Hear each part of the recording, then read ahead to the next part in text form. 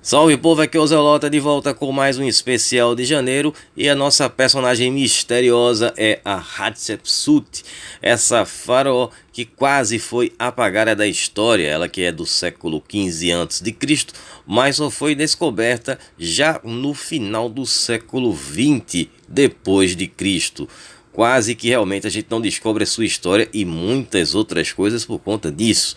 Vamos ver a sua origem, também como foi que ela se tornou rainha, no caso regente, e por que ela foi acusada de usurpação. Teria sido esse o motivo dela quase ter sido apagada da história.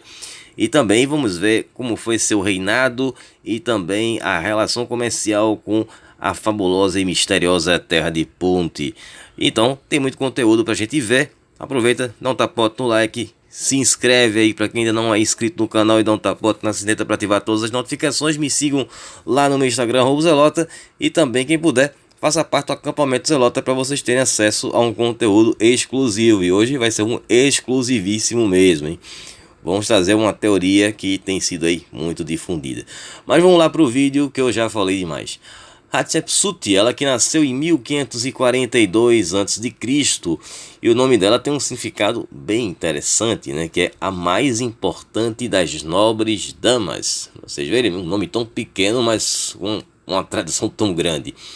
Bom, ela que foi uma princesa real, filha da rainha Amossis e do rei Tutemés I, que também era um general egípcio.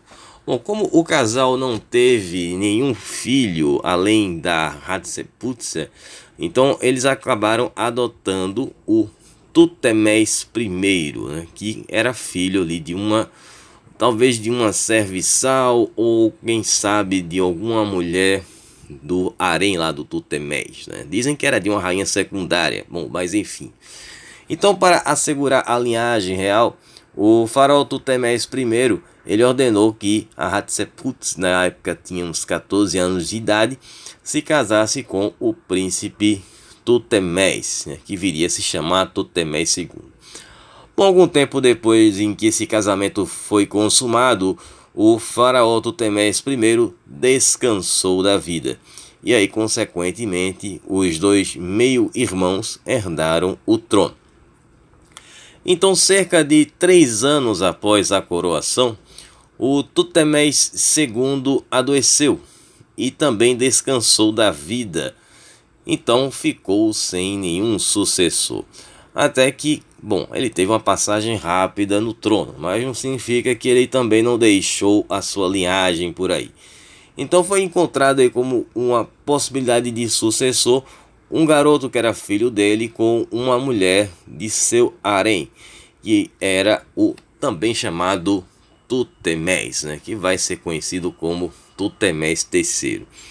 Era muito comum, claro, naquela época, de que a mãe da criança que assumisse o trono, ela se tornasse a rainha regente. Mas, pela origem da mãe do Tutemés III, isso não seria muito possível.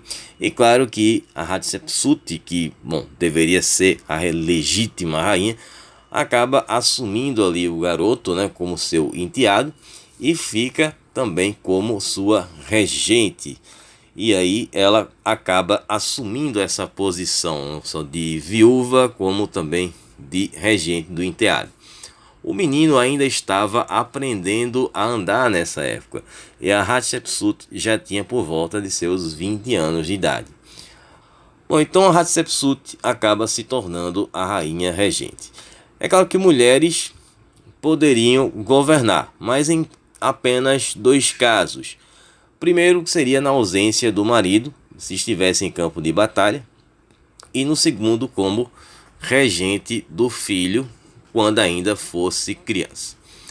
Os requisitos para ser um faraó era ser bonito, atlético, corajoso, piedoso e sábio. Isso no caso de, se possível. Bom, então como regente ela assumiu o poder no lugar do faraó, né, que ainda era um bebê, e nos registros não se sabe exatamente em que ano foi que teve essa ascensão dela. Bom, os arqueólogos do século XX, que começaram a descobrir a história dela, Dizem que a Hatshepsut era uma mulher vaidosa e ambiciosa, então ela não se contentou em ser uma coadjuvante e que teria tirado a coroa da cabeça da criança, que seria o legítimo herdeiro do trono. Se bem que, claro, na verdade seria ela, né? Mas enfim. Então, por isso, nós tivemos as profanações das imagens da faraó e ela ter sido quase apagada da história. Teria sido, no caso, uma reprovação a essa atitude dela, que foi acusada de usurpação. Só que pesquisas arqueológicas mais aprofundadas começaram a mudar essa fama da Hatshepsut. Bom, o que aconteceu é que as profanações às suas imagens podem ter sido feitas pelo filho do Tutmés III, que 20 anos depois que ele assumiu o trono, quando as pessoas daquela época, da Hatshepsut, não estavam mais andando em nosso mundo, então não tinha mais ninguém para defendê-la. Então ele começou a criar essa história de que a Hatshepsut teria usurpado o trono do pai dele, e aí começamos a ter essas imagens dela sendo apagadas. Então foram encontradas outras imagens dela que indicam que a Hatshepsut ela nunca tinha escondido o Tutmés II, ela não tirou o título dele nem a sua coroa. Existem imagens em que os dois aparecem juntos, mesmo ele sendo criança, em imagens aparece ele como se fosse um adulto. Uma usurpadora ficou meio conhecida, né, com essa fama de vil, né, e ter se livrado do menino, que eram casos que eram comuns, né, na história, de reis, que a gente já viu aqui no canal, várias dessas histórias, e que ela não tinha mandado ele para o mundo além-vida e nem o exilou. Pelo contrário, ela certificou-se de que o Tutmés III ele estivesse preparado para assumir o papel que iria assumir no futuro. Bom, ele foi educado, né, como um escriba e sacerdote, e depois entrou no exército, chegando até o posto de comandante, chefe em uma vitoriosa campanha no Levante, já depois da madrasta ter falecido. Pode ser que os dois tenham feito também um reinado conjunto. O caso de Hatshepsut ter assumido a posição de soberana pode também ter sido no caso de uma ameaça que o Egito teve. Mas aí no caso dessa situação, ela teve o apoio dos poderosos do Egito, né? Pois seu reinado não teria sido próspero e pacífico se não tivesse tido esse apoio. O sucesso como rainha pode ter sido o motivo que o Tutmés III teve para ficar fora do caminho, ou ter saído de cena por um tempo. Ele depois no futuro ficou conhecido como um grande faraó, né? Parte ali de suas habilidades e também dessas conquistas que ele teve podem ter sido herdadas à sua madrasta, e que teve a fama de a rainha vitoriosa, né? A Hatshepsut ela não apenas herdou o trono, como também teve um excelente reinado. Durante a época dela, a maioria das pessoas não sabiam ler. Então a forma que tinham como contar a história dela foram através das imagens, né? Justamente essas imagens que foram aí apagadas. E então era a forma como eles tinham de expressar a importância dessa rainha. E quando a gente pode ver essas imagens dela, pelo menos as que restaram, é observado que ela foi passando por uma metamorfose. Então esses desenhos, não só as imagens dela de desenhos, mas também as estátuas, ela começa a aparecer com roupas e acessórios típicos de um faraó, né? Desde uma coroa, inclusive com uma barba postiça, que era uma coisa que era atribuída ali a um atributo divino dos deuses, né? Ela acaba ficando com essa imagem com um estereótipo masculino, né? Aproximando-se ali de um rei. Só que essa intenção de projetar ela como homem era uma coisa que era mais uma questão de símbolos, de simbolismo, né? Mas sempre nessas imagens dela, mesmo como uma forma de um homem, existia um símbolo que mostrava o seu verdadeiro gênero, que foi uma coisa que confundiu muitos egiptólogos ali na época. Bom, como outros faraós, a Hatshepsut ela também foi uma comandante militar. Ela liderou tropas em pelo menos 2 ocasiões.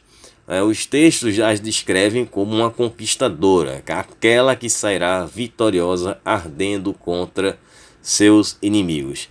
Só que o papel dela assim, em campo de batalha acabou não sendo tão proeminente, né? Já que o que se sabe é que esse período do reinado dela foi um reinado bastante pacífico.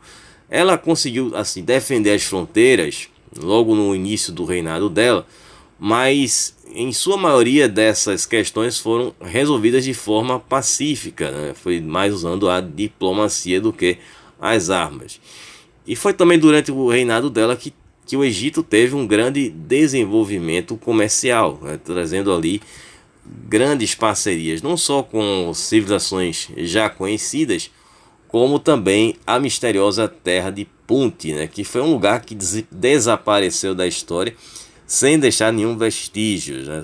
Apenas sabemos dessa civilização justamente por conta dessas inscrições ou desenhos relacionados a Hatshepsut.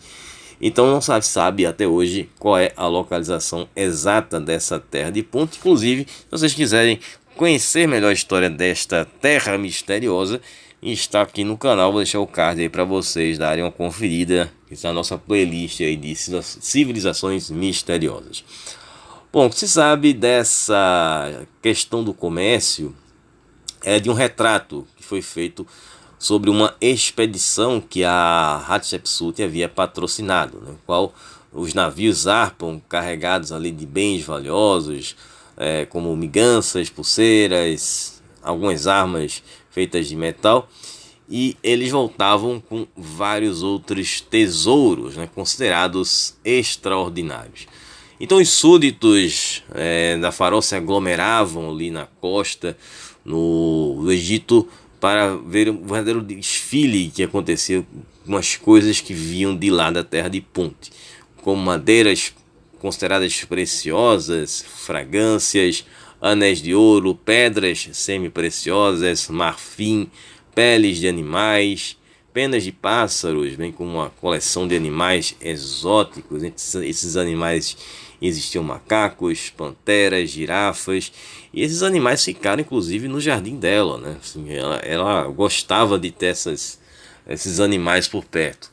Bom, em todas essas maravilhas, a mais preciosa era a mirra, né, que navegantes traziam já processada em forma de resina, que era utilizada em rituais lá nos templos, né, na questão para a mumificação e também na fabricação de perfumes, né. A própria faraó Hatshepsut, ela utilizava um óleo perfumado feito de mirra. Fala-se que nessa expedição trouxeram 31 árvores de mirra que foram plantadas no jardim do templo funerário de Deir el-Bahri, que é um dos mais belos monumentos desse reinado da Hatshepsut.